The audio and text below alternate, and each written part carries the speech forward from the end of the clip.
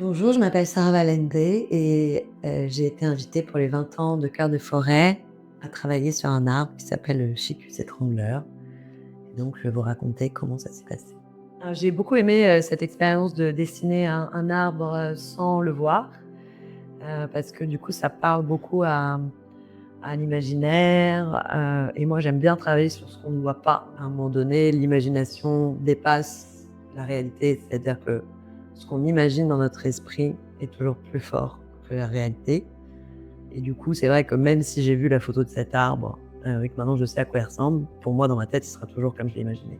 Ce que j'ai aimé dans la description, et dans le ressenti, c'est, l'aspect justement, légendaire de cet arbre et le fait que c'est au-delà d'un arbre, c'est aussi un arbre qui représente des croyances, des légendes, qui a un vrai rôle par rapport, aux gens qui vivent aux alentours, et le fait que cet arbre est aussi un lien entre le monde visible et le monde invisible. Cette œuvre, c'est une œuvre abstraite, et qui travaille sur une double vision. Moi, quand je regarde la nature ou la forêt, des endroits comme ça très denses, comme l'arbre dans lequel se trouve cette forêt, j'ai plutôt tendance à voir des couleurs, des taches, des masses, des zones. Et c'est ce que j'ai essayé de retranscrire ici avec cette œuvre. Et elle présente une double vision, c'est-à-dire qu'on peut la regarder dans la lumière du jour, et on peut aussi la regarder sous le prisme de la lumière ultraviolette. Et avec cette lumière ultraviolette, il y a d'autres choses qui vont apparaître et qui symbolisent pour moi le monde de l'invisible et les choses qu'on ne voit pas, mais que voient peut-être d'autres êtres.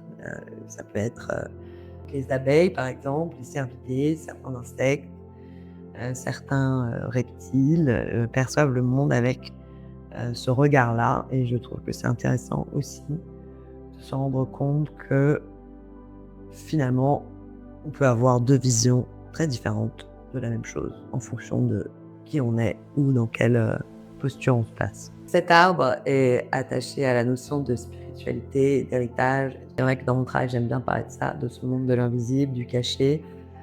Et donc, je dirais à cette équipe des ficus qu'il faut aller chercher en soi les parties qu'on ne connaît pas. Et c'est comme ça, en fait, qu'on s'élève, je pense, dans la spiritualité. C'est aussi en regardant les choses, soit qu'on n'a pas envie de voir, soit qu'on n'a pas encore découvert.